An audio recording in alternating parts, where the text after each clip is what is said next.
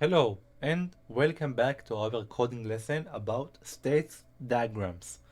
So, state diagrams, also known as state machines, represent the behavior of a system in a response to events triggered by internal or external simulation. They are composed of status, transaction, or events. States represent different conditions or modes that a system can be in, while transition represent the movement between these states triggered by the events. So, let's start with a simple example. The syntax will be state diagram v2. So, let's see an example. I will copy it and paste it for the convenient for the next example.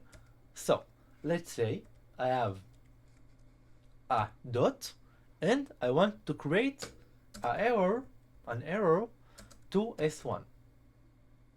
And let's create the correct error. Okay, so we have here a point and the point pointed to S1.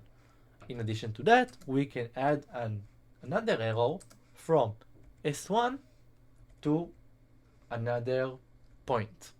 So here we have a point from to S1 and S1 sends an arrow to another point. So in addition to that, we can add a text to the arrow. So we can write S1 to S2 and the text will be a transition. Transition. Okay. Now we can wrap the state with a box state. So I will show you an example. So let's write the following thing. So let's have a dot and the dot will point to first. Okay, now we can wrap first. So state first, and now we will open a dict. So we can write a dot to send a point to second. And as you can see, now we have the first as a big state machine, and we have a dot that sends an arrow to second. After that, we can have second to send an arrow to another point. Okay, let's continue. In addition to that, we can wrap all the states in another state. So I will show you an example. Here we have example as the last one, but now I will add another state in first. Okay, I will show you the example. So state second, and let's open it, close it, we'll have another dot to send to second. And as you can see, we create another big state in a state. So we have first and second. Now, second will send an arrow to third. But we don't finish here. We can create another state. State third. And state third will have a dot to third. And third will send back to arrow to the dot. And as you can see, we have here a big state machine with first, second, and third. You can also create couple states machine in the same Mermaid that talk with each other. I will show you the example. So you can create the state of diagram. We will create a dot that will send back to first. After that, first will send to second, and first will send to third. Okay.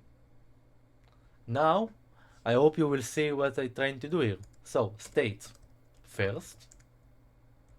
Let's open the dict. We'll have a point will send back to fair, and fair will send back to the dot. Now let's copy and paste it. Let's clean the indentation. So here we have the second and the third. So I will write th here, sec here, and sec here. So as you can see, we have the first dot sent to the first. First is talking with second and third, and inside each one we have a dot that talk with some element that talk back to the arrow. So let's see another example. Let's go back to another basic example. So we can do the following thing. So state diagram v2, state if state, and now we can create a choice like a state machine. So choice is a square.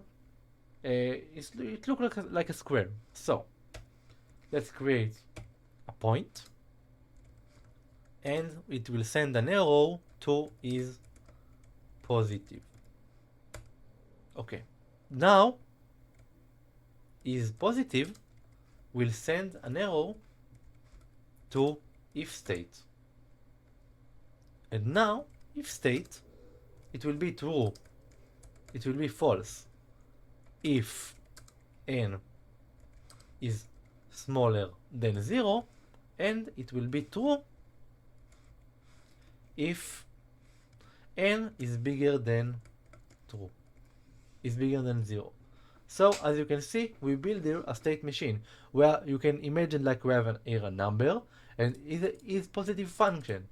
So it will be true if the number is equal or bigger from 0, and it will be negative if the number is smaller than 0.